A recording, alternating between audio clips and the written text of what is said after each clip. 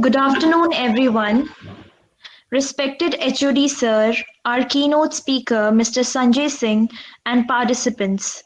On behalf of Technovators Club of EC Department, I welcome you all in this lecture on cloud computing.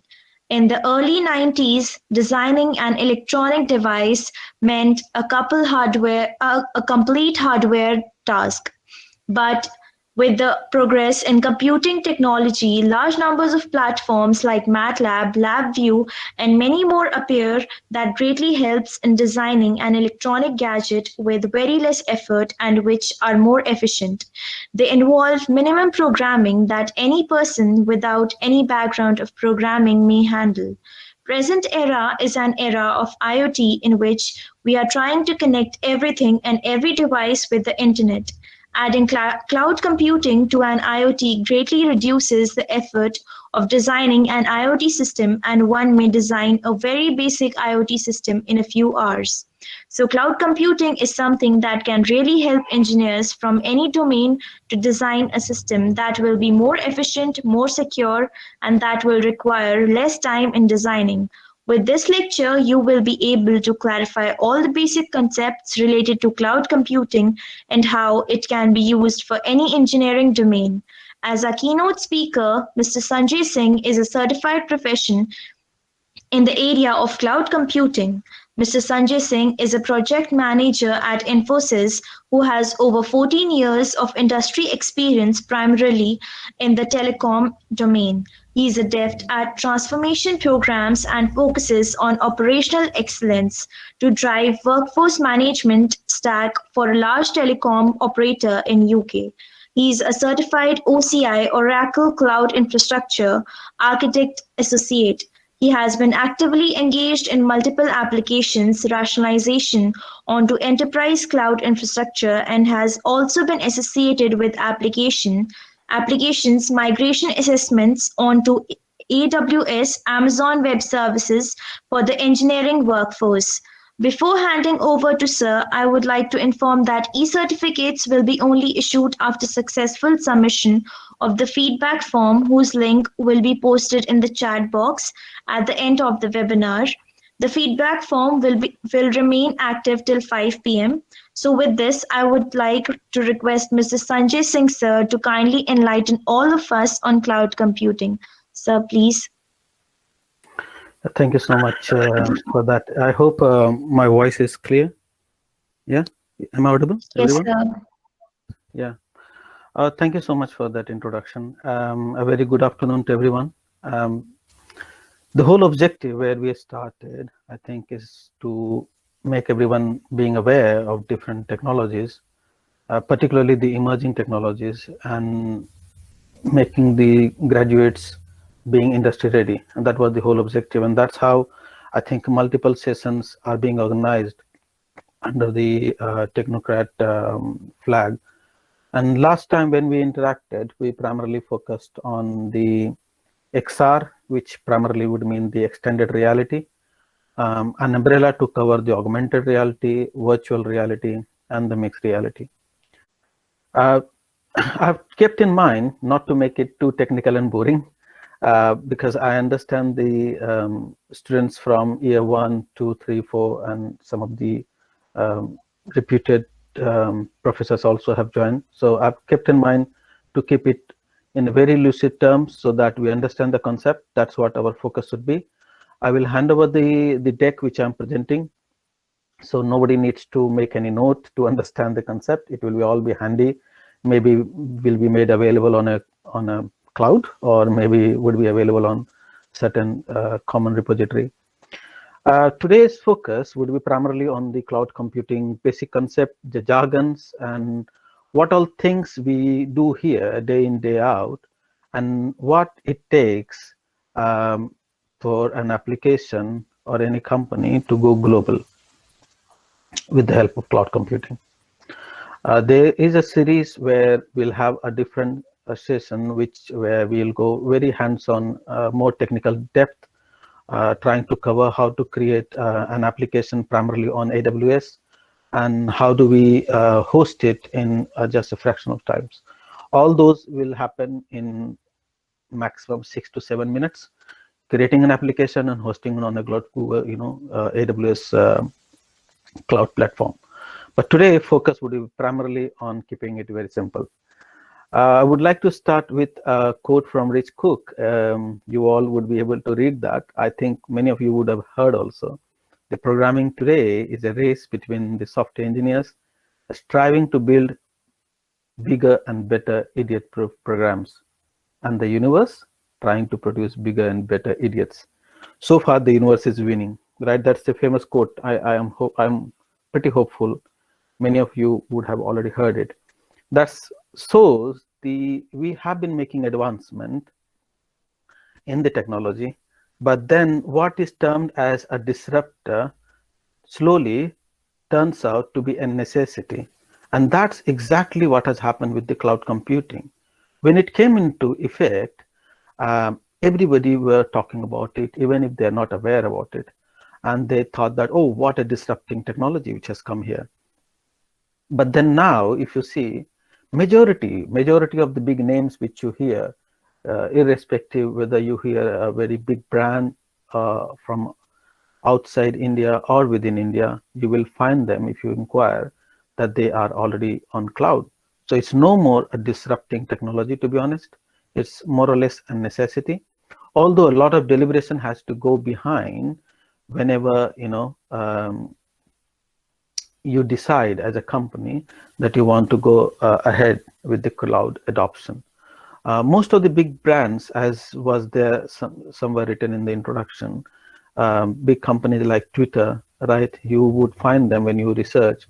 They are already on GCP, which is basically a cloud platform from Google platform. And then you have got LinkedIn, which is already on the Microsoft Azure. You've got NASA, although they do big things in space already, but they are on the cloud. They are using the best in cloud technology, which is AWS from Amazon. And then you have got our own, right? In India, you would hear the name Byju's.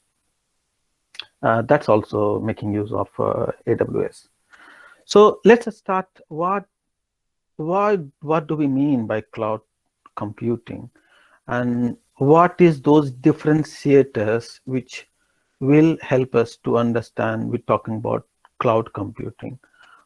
Because there are a lot of words which are very confusing, like on-premise, off-premise, private, public, IaaS, SaaS, PaaS, FaaS, so many things, right? You are bombarded. You go on Google and try to search, you will get bombarded with different kind of jargons and the technological words. But then I've tried to make it simple. What do you say as a cloud technology or cloud computing? The basic feature is the resources or whatever you're referring has to be on demand. Yeah. But then how do you request that demand? How do you create that demand? Over the internet. And what do you demand? What do you want, over the internet? You want the resources to run your application. The resources could be the data storage system, it could be the computing powers, which basically mean the server, the space storage, the databases, the networking, software, anything and everything you can imagine. Leave about the resources in terms of just the computing power and the data storage. Now we're talking about services. So you yourself can't write a good application, but you yourself can import and get the services from best-in-class application and make use in your business, right? That's also another resource for your application, isn't it? And that's why I say these are the three basic terminology are good enough to understand what is cloud computing, right? Now we'll try to go a bit detail to understand why this hoopla all about, why people are trying to move towards cloud or adopt cloud, what you can expect, right? Primarily, if you see the reasons in a very broad term, it could be cost, speed, performance, productivity, reliability, security.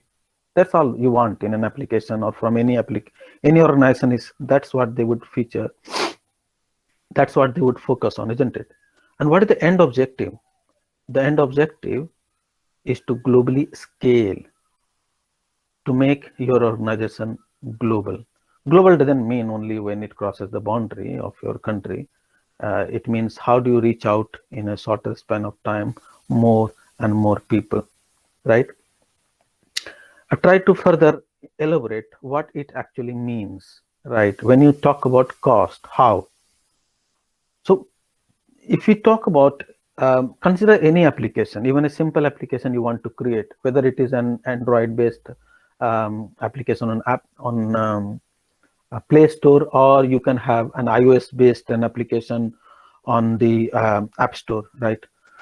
Anywhere, what you would need, you need a basic hardware, right? You need this necessary software to create that application and host. But then the same point in time, where do you store the data? Where you host that hosting platform? Where you put it? All those you can term as a common word as infrastructure, isn't it?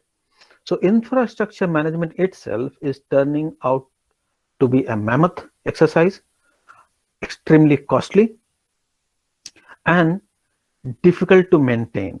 When I say difficult to maintain, doesn't mean that, technically, all I'm talking about, there's so many nuances and so many best in class technology which are coming.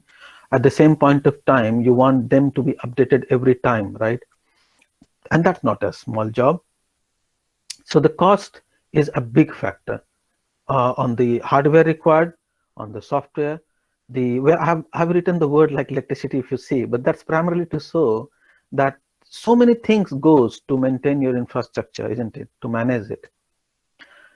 The second is speed. Why I say speed? You can have the your own infrastructure where you're hosting, right? Or you can write very optimized code, and you can say my code behaves in, it performs in a flash of a second, and it is highly optimized.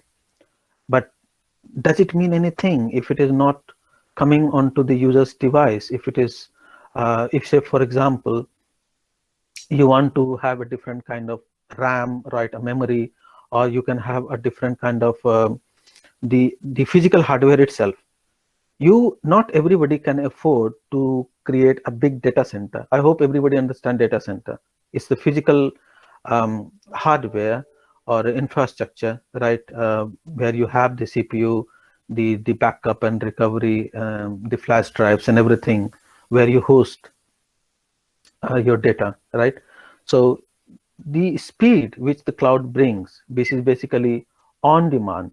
So the overall the cloud infrastructure itself is highly scalable and high performing. All you need is to demand it, is to subscribe to the model which you want, which suits your application, and it's just on demand, right?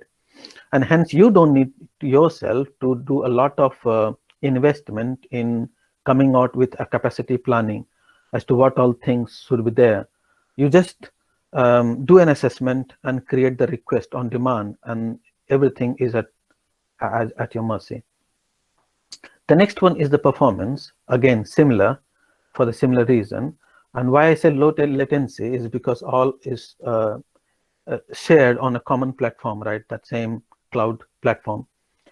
Productivity, obviously, because you are focusing on the business goal. Say, for example, somebody told you to create an iOS-based application to alert all the people who are driving in the winters, so that they know on their start of day whether it is going to snow or not, for example, right?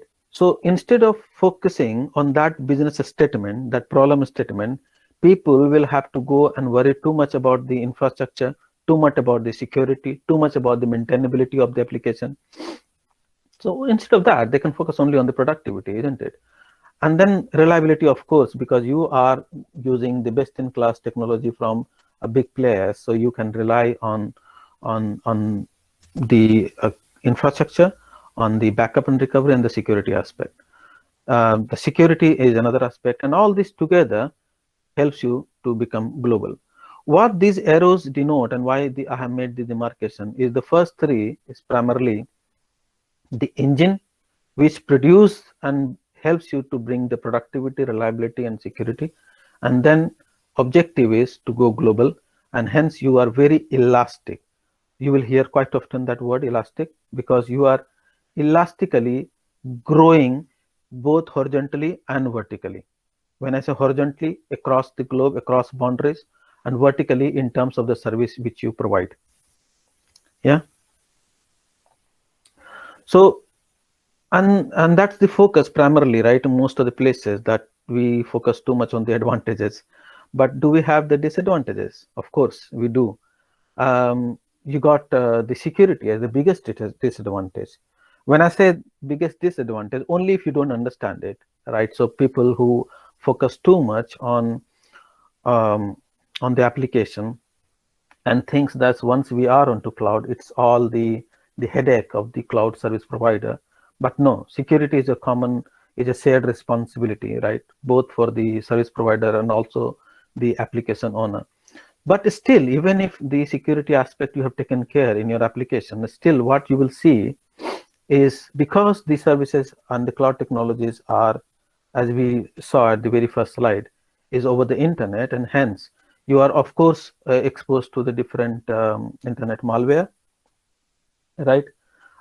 Eavesdropping, if you see, obviously because it is going over the network, internet, the protocol which we are following, right? You can have people silently trying to read around the messages, intercept it, and trying to gain access to the private information. There is one more term which you will hear, and apologies if you find it the words right. I'm intentionally using these words so that when we come out of this session, at least we understand each and every jargon which are being used related to cloud technology. That is one of my objective, and hence I'm using these words. MITM, which is also called man in the middle, which is nothing, just like eavesdropping, right? You have people who get access somehow, obviously unauthorized access, just positioning themselves or trying to impersonate, right, as if he or she is the real user, while is not, right, and just being in the middle of the actual user and the application. Privacy is again, because data is over the internet itself, and of course there could be breach, and you can't avoid it unless and until you take necessary action to handle it. The loss of control, why I say loss of control, because the services are on demand, because it is being provided by somebody else, and hence it's more like a subscription model, and for that obvious reason, you are not in full control of the services which you are taking. You can or you may lose access to those services.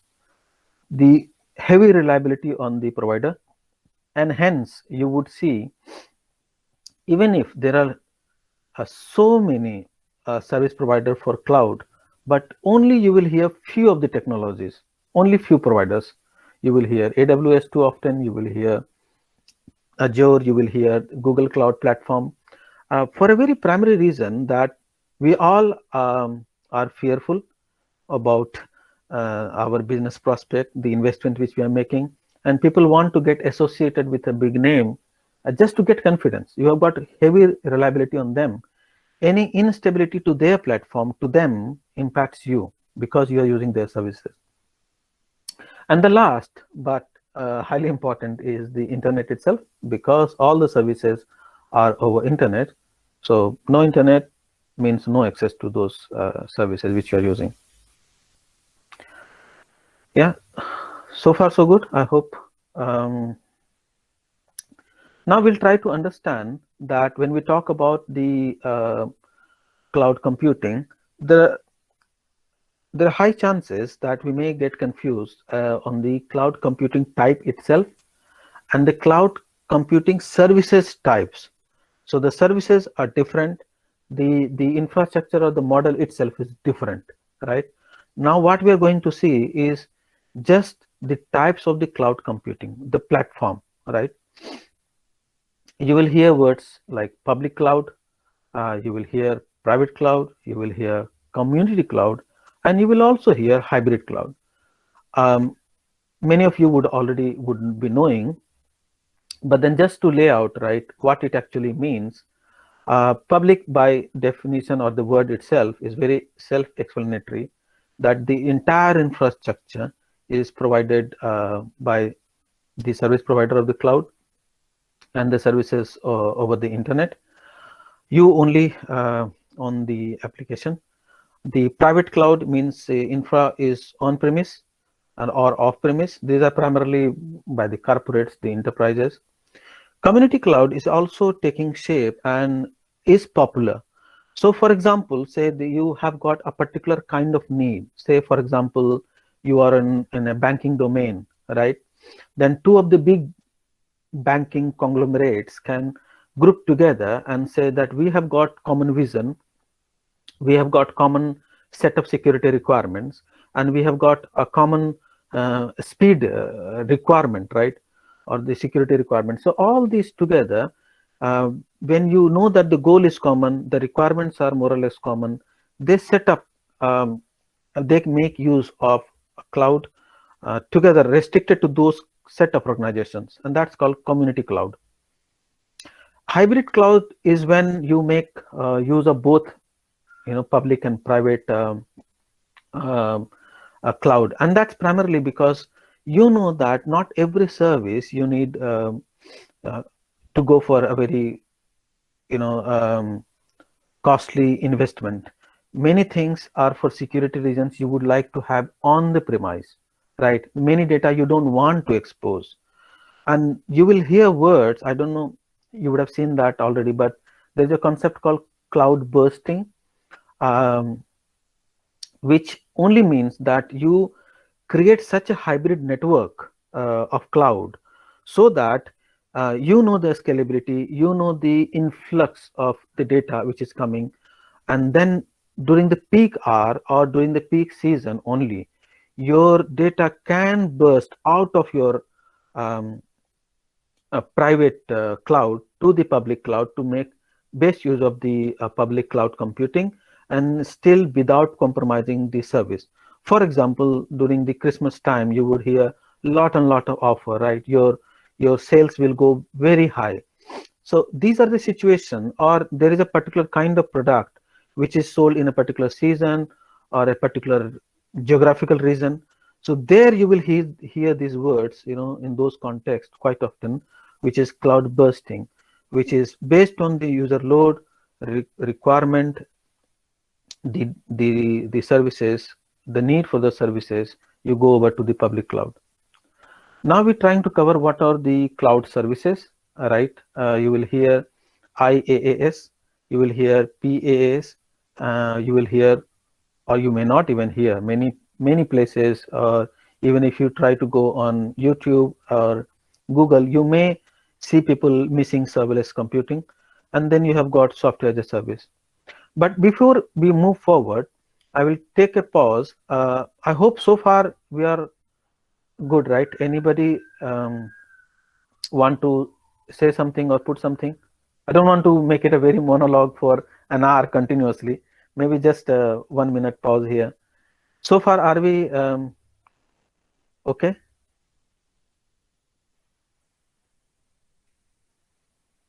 All right, I will take that silence as yes and move forward. So you will hear Yes, these sir. terms primarily related to the cloud services, the IaaS, infrastructure as a service. Then you got platform as a service. Then you also have the functions, right, as a service, small functions, and we also refer many times as serverless computing. And then you got software as a service. Broadly, these are the categories you will see, but what it actually means and what is the demarcation, right? When you say infrastructure as a service, that means that everything is on the subscription model. only and only the infrastructure itself is being provided by the service provider. Rest, all the things you have to take care. What all things are there will come a little later. But right now, just to understand the concept very clearly, is the infrastructure only is being provided by the service provider. And that's why it's called infrastructure as a service. While people can also move towards platform as a service, where the customer can focus only on developing the applications, right? You also own the development tools, you own the business tools you use, but then rest of the things are being taken care by the application owners. One thing which has gained popularity is the serverless computing, which is more or less like PaaS, the platform as a service, but then you don't spend too much. You just continuously focusing on the building the application or rolling out different apps, small utilities, small functions, which are very independent, which are highly decoupled, independent module. Anybody can call, just like doing some kind of calculation, checking the weather, doing the conversion of the currency. Very, very small, which are very independent, highly decoupled kind of applications. And then you have got the big boy, which is the SaaS, software as a service, which are hosted, integrated, web-based software, where each and everything is being provided by the service provider, and you are the consumer. So right now what you see in the screen, I will not go through all the examples, but I have put it here because it's very, very difficult many times when we see something while studying or while going through a different article, and we get confused. How do we differentiate? We hear word like Dropbox, we hear MS Teams, we hear VMware, and then we get confused. Which service is what type? We don't know. So I've just tried to put collectively at one place so that you can, whenever you got free time, you can have a look. Just try to categorize these things. And also at the bottom, I've tried to put a very, very small way to identify, which service is what. So you, when I say you, means the user, and provider is the service provider of the cloud. So you got the different, what you need, to run an application. What you need is an application, you need data, you have got the middleware, you've got the CLI, you've got the operating system.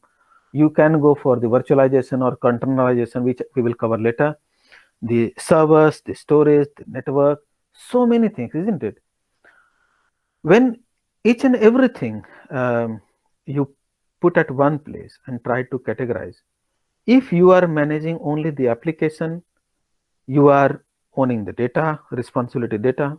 You are also owning the middleware and the operating system. When I say owning, means you are managing those things, right?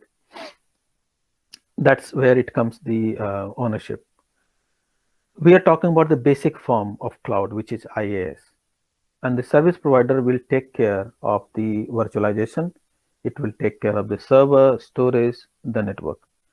And please note, when we talk about these things, these not only mean investment on the monetary side or the maintainability, but also the security.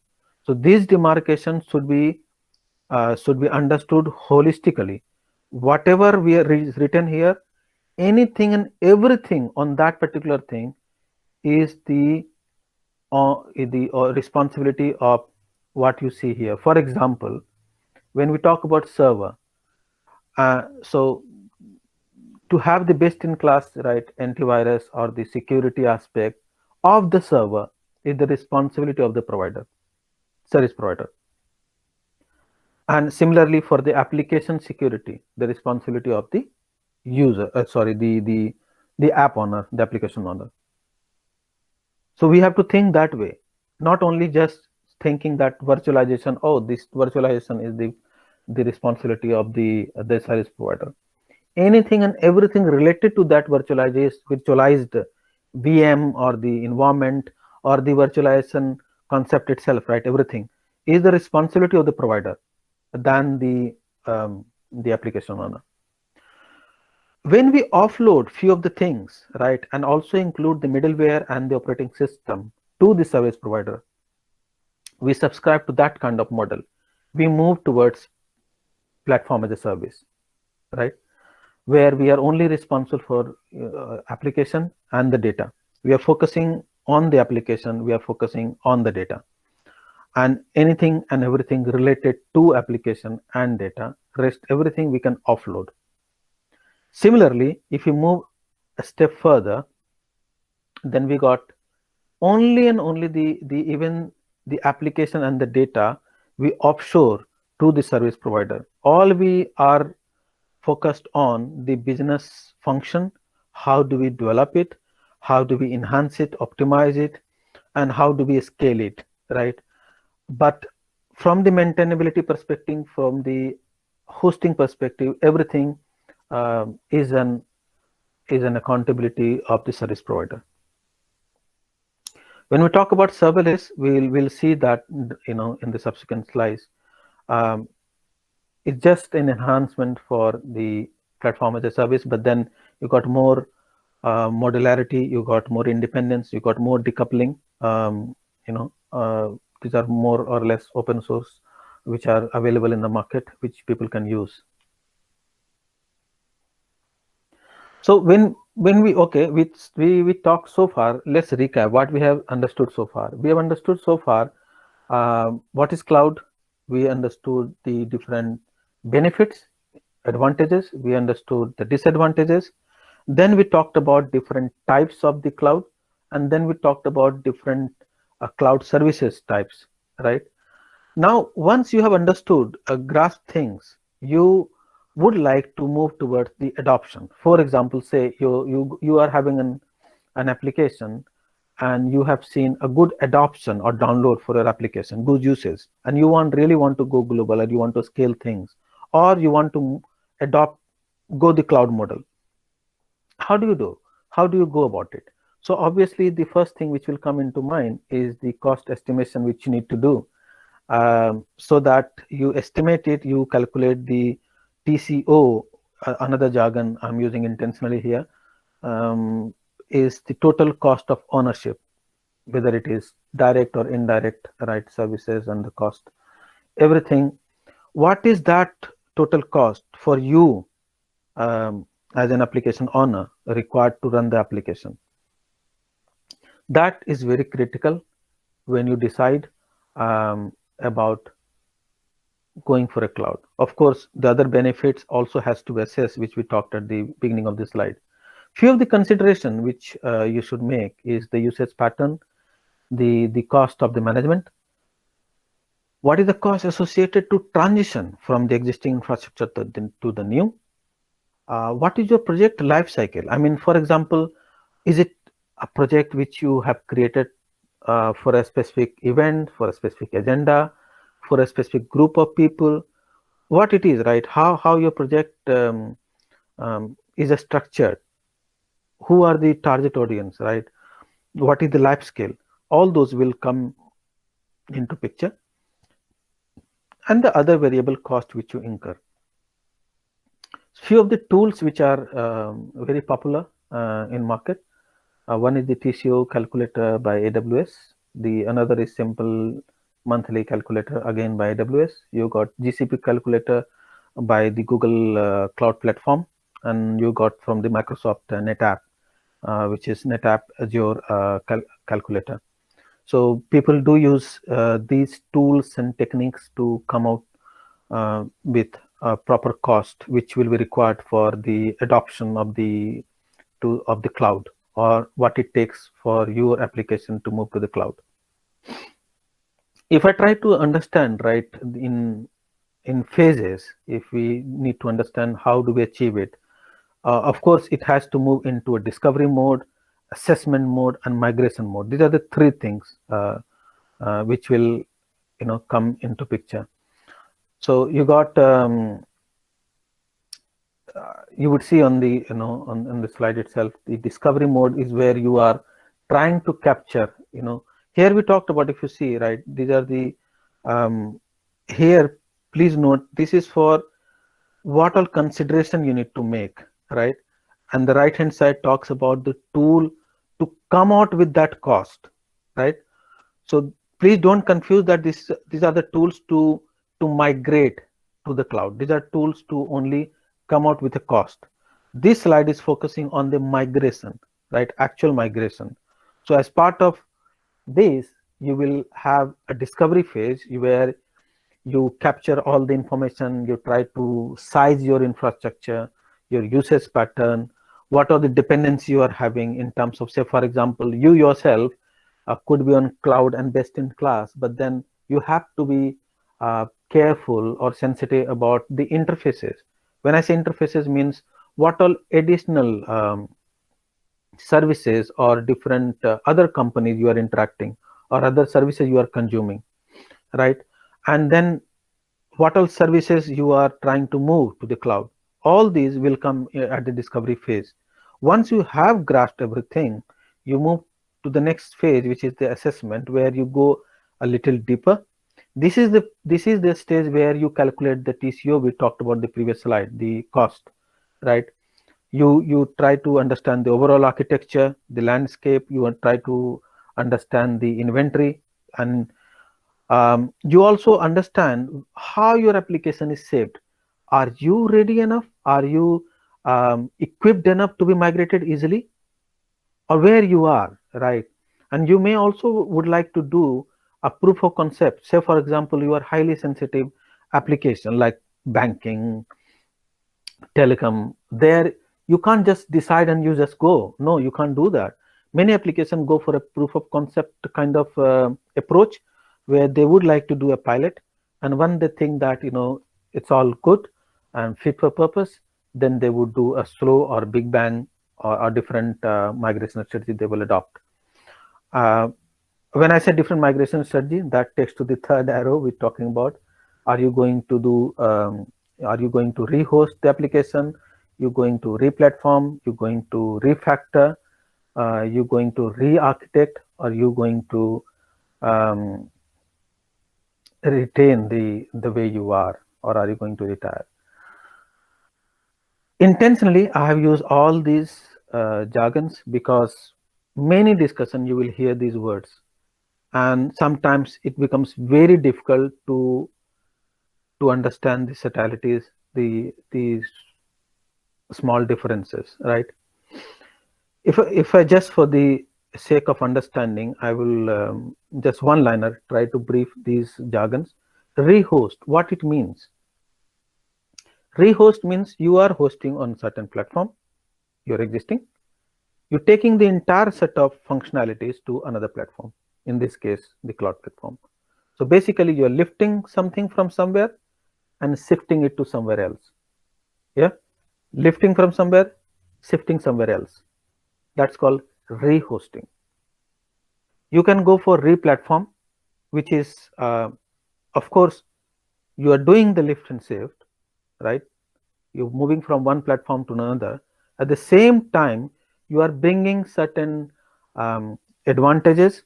You are doing certain optimization to suit the, to take the best, to make best of the cloud. So basically, doing the optimization to grasp or extract the best services of the cloud. You're doing retail re-platforming. You got refactoring. What refactoring? It's a common software jargon, but then in this sense, you're saying all you need to understand that while migrating itself, you're doing some significant changes to the application itself, right? To be more optimized to the cloud suite, and so that you're doing optimization while you're migrating, right? Of course, the other two, which is behind it, which is rehosting and replatform, become then the obvious part of it, right? Those things, anyways, you're doing something extra, and that's how I've sequenced it. Then you have re-architect, where you reimagining, right, the whole overall architecture itself. Is my overall architecture itself is good? Will it sustain the test of time when we take it to the cloud? Yes or no? Those are the questions which you ask themselves. You bring in the best architects, cloud architects, you request them to assess your application vis-a-vis, how it will behave or perform. If it requires, they would like to enrich the overall architecture with different features to bring in the reliability, better features, and also for making it highly available. For example, right, the backup and recovery model, all those, if they are being catered as part of the architecture itself or not, those will come into effect. That's where you use the word re-architect.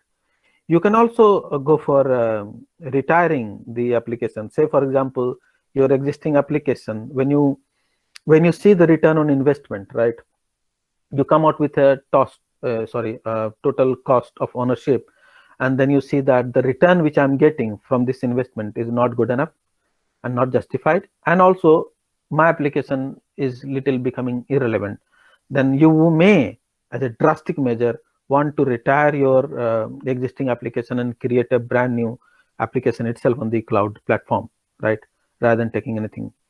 Or worst case, you may like to retain. You may not say worst case, but a very judicious decision, right? You may like to retain where you are because the TCO doesn't give you a clear justification why you should migrate at all. Maybe you may go for the on-premise infrastructure, and that's suiting best to your business needs. So you may retain the where you are. Again, I will take a 10-15 seconds break for everybody to have the so far concept settle in their mind before we move to the other aspect. So now what we're moving is the basic, very basic, right, of this cloud platform itself. I've tried to keep it very simple so that you understand what it actually means. One, whenever you understand or read anywhere, you will hear in terms of infrastructure, dedicated infrastructure or virtual, right? Of course, the difference, you have the physical hardware which you're using is a physical computing power which you are using in totality, very dedicated to yourself. Then you go for virtualization. When you say virtualization, means the underlying physical server itself remains like that, right? It will have its own storage capacity, it will have its own network topology, and it will have its own operating system, right? But then you will use certain software, or there is a concept called hypervisor, which basically will manage the same resource, collective resource, into different individual modules or a chunk of environment, which you call as virtual, virtual VMs, virtual machines. So to an end user, or not the user, to the application, it would seem as if it is the whole world, that particular VM. But underlying that VM, there would be a wider, collective physical infrastructure itself and a kernel. So every VM or a virtual machine, there could be n number of virtual machine on top of that physical server. And then each of the VM, why they are called as VM? Because it acts and behaves as an independent machine itself. That also means then each one of these can have their own operating system, OS. So you will have an app and you will have an OS of your own, right? The underlying host OS is not being used here directly.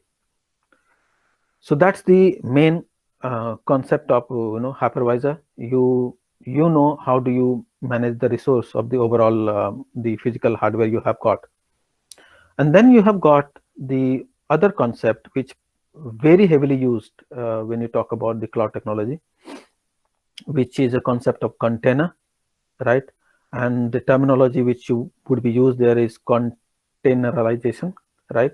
Where cloud container is what you would hear. You will also hear the words like Docker engine, which is, but you will not see here hypervisor, because there is no need to create a different virtualization or a OS, right?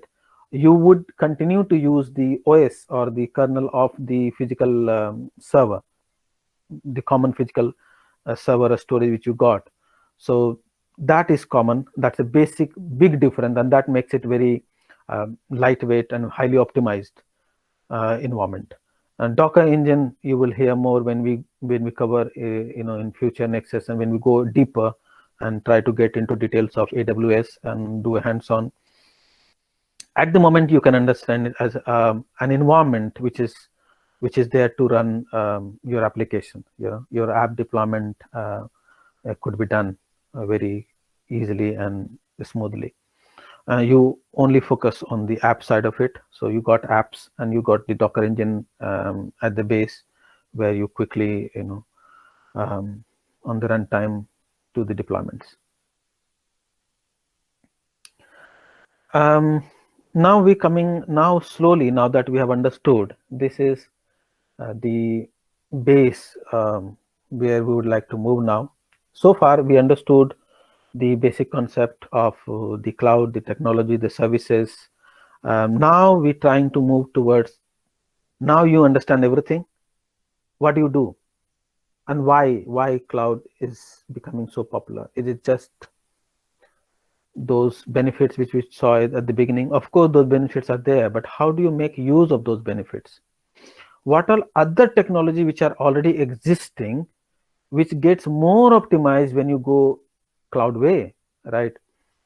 When we talk about cloud native build, all it means, right? How do you focus on the functionality? How do you shift your focus from the physical hardware and infrastructure to only and only a problem statement, build better apps, more optimized apps, make use of best-in-class technology and the tools and technology available in the market, right?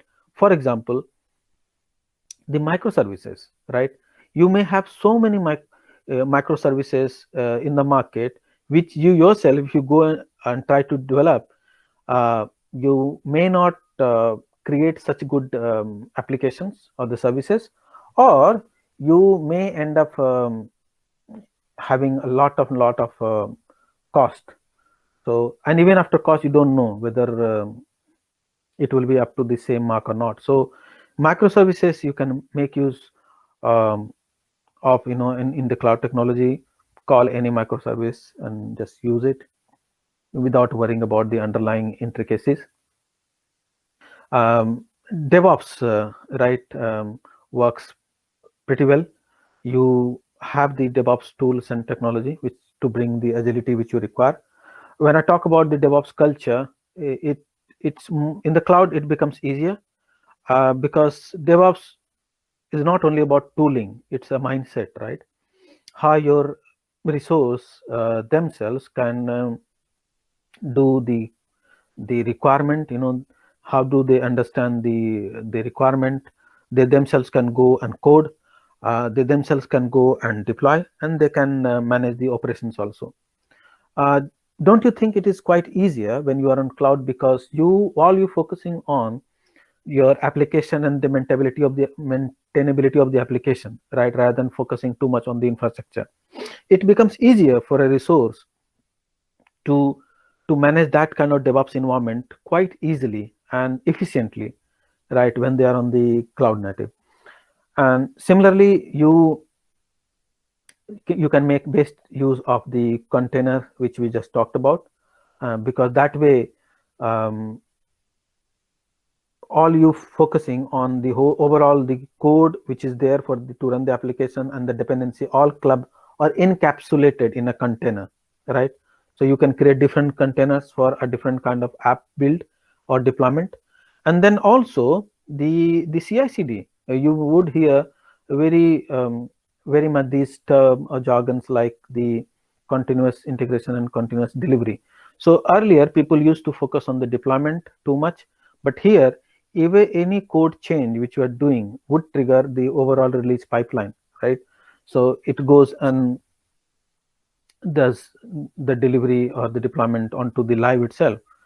For example, Amazon itself, you would have thousands of deployments happening every week, right? You're not worried too much about it because of the robust pipeline which you have created.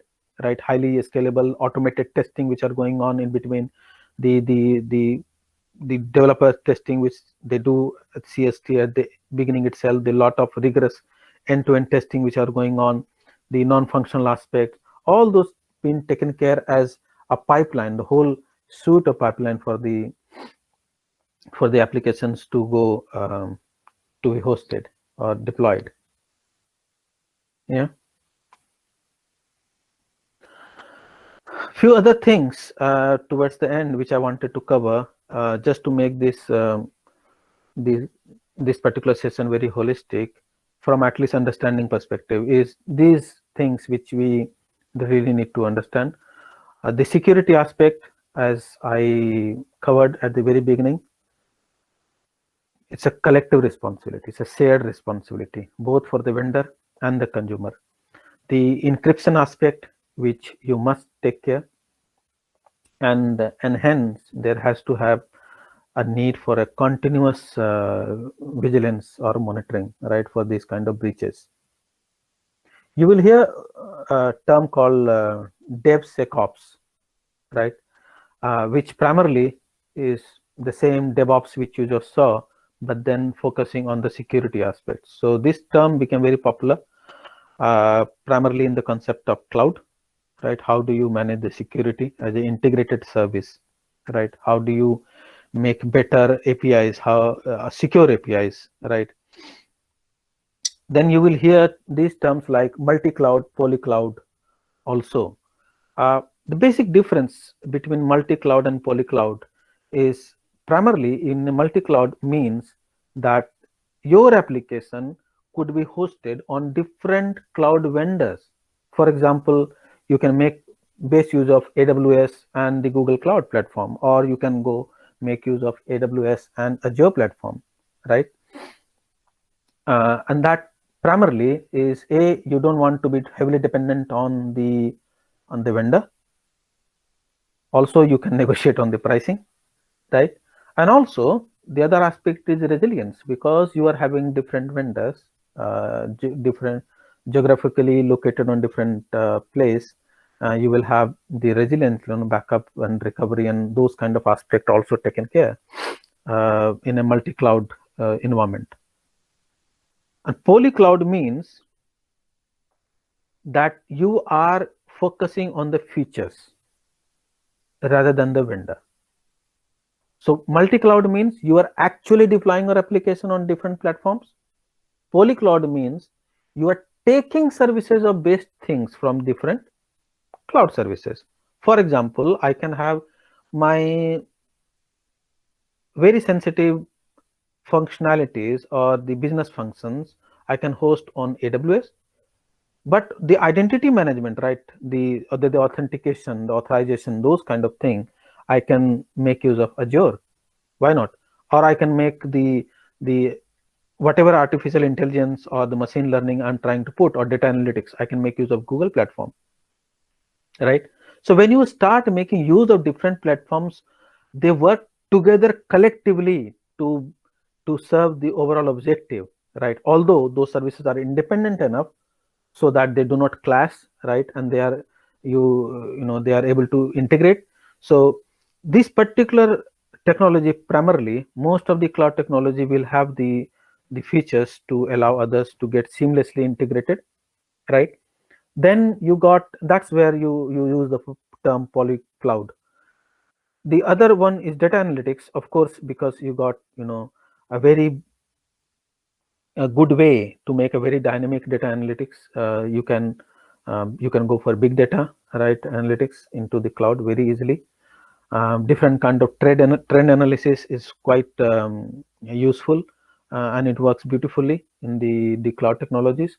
The example which we talked about, say for e-commerce industry, right, where you're talking about different kind of rating of the product, whether it is 4-star or 5-star, and then it influences the user or the buyer.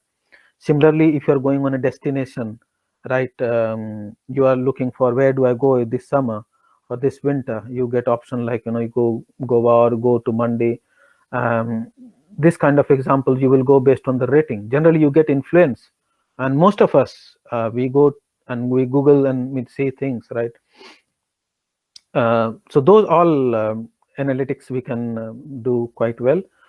You got AIML, right? The machine learning algorithm works quite beautifully. You can self-ingest the data. You can make data more intelligent to take certain action, right? You can focus on the different kind of AI ML for the adoption, automation, and the innovation, right?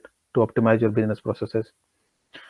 And then you got, of course, the overall umbrella, which is the IoT or the edge technologies, which are there in the market. How do we use those? So those were the in my agenda today, which I wanted to cover. One thing which we just touched about here, the IoT and edge. You would see these words. You will hear these too often these days. Edge compute technologies, right? IoT. The basic difference is being that IoT being the real time. It doesn't have any how do I put it? Any storage or a middle state to hold and process things. IoT, you just have real time, right? In data ingestion and computing, and then completing the work. While edge will always come with a middle state where you process, apply the processing, right? It will collect and process it before it actually applies the automation. So that's on the technology side, which I intended to cover, just to understand the basic concept related to the cloud computing today. That covers all my slide, to be honest.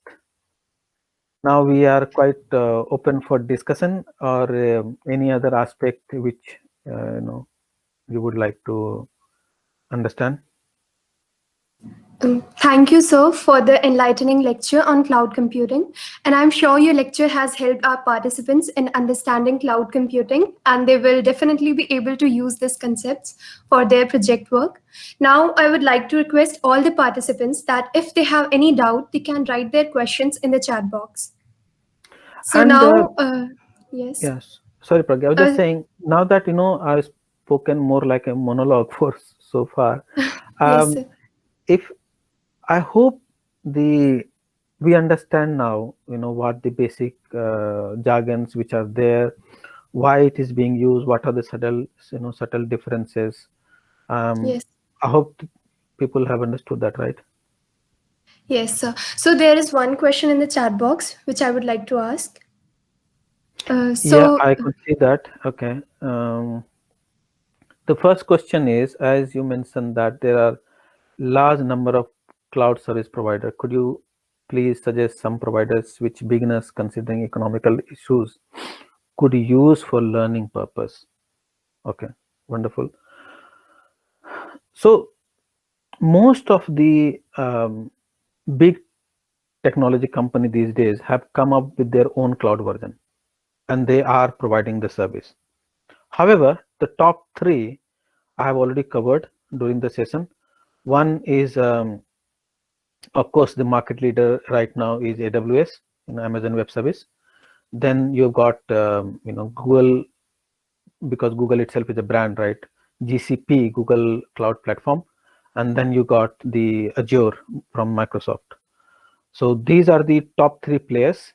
If you have to choose, what I would suggest is first, from the learning perspective, I'm saying, from learning perspective, focus on the overall cloud computing concept itself, what it means, right? How the different functions, what all different technologies, how it behaves. Focus on the cloud computing first. How do you create the virtualization? How do you create containers? Make use of these aspect, security aspect. So focus more on the cloud computing first, the basics of cloud computing. Then you may choose any one of those. Don't get digressed too much, please. Don't get digressed. That's my humble request. Don't understand that I need to master AWS, GCP, Azure, whereas in every cloud I will master. No, master one thing, more or less the concept will remain the same, because the underlying, of course, the every provider will have their own way of implementing it. So there would be subtle differences, but I'm sure the learning curve would be very fast if you master one. So you may start with any one of those. I mean, the most popular obviously being the AWS, but then you got the GCP, equally good, and then Microsoft Azure with their own pros and cons. Thank you, sir, for clarifying the question. So now I would like to inform all the participants that the hands-on session is next in line, and soon we are going to plan that. And this was the first session of the cloud computing series. With this, we come to the end of this lecture. And on behalf of the Technovators Club organizing team, I would like to thank Sanjay sir for the talk.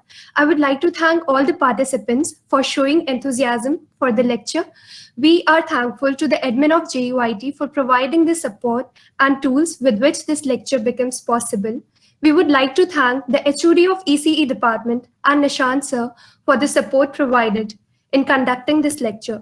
I would also like to thank the media for the publicity of this event. Now all the participants are requested once again to fill the feedback form, whose link is already shared in the chat box, and the link will remain active till 5 p.m. only. With this, we may close this session. Thank you, everyone.